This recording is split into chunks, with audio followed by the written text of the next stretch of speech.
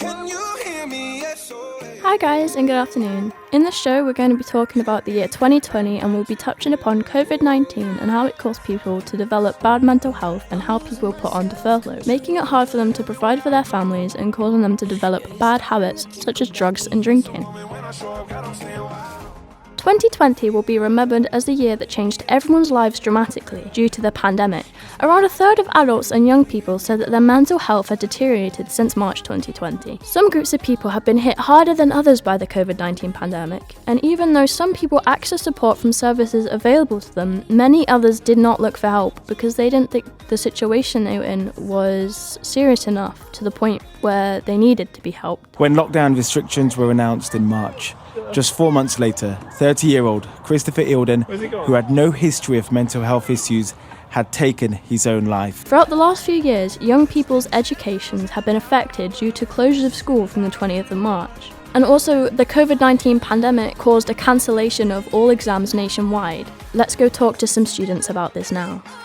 Overall, it was actually very positive because my exams, if I was to do them, I would have gotten much lower grades than I would have expected to. I really wanted time off school anyway. Didn't like it, hated it. So overall, I didn't mind it. It was actually really good for me. Other than young people's educations being affected, there was another major factor that happened in 2020, and this was substance abuse. Substance abuse in 2020 rose drastically as many people used drugs or alcohol as a coping mechanism since the onset of the pandemic.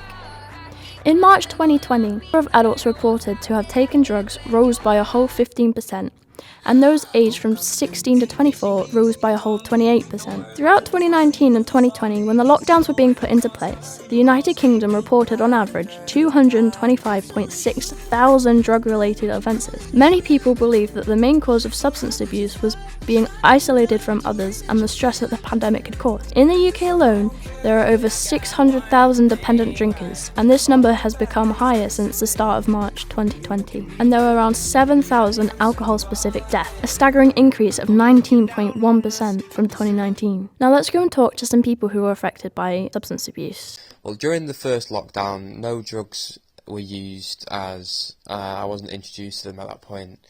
But as the second one started, I've tried weed since then on my own accord.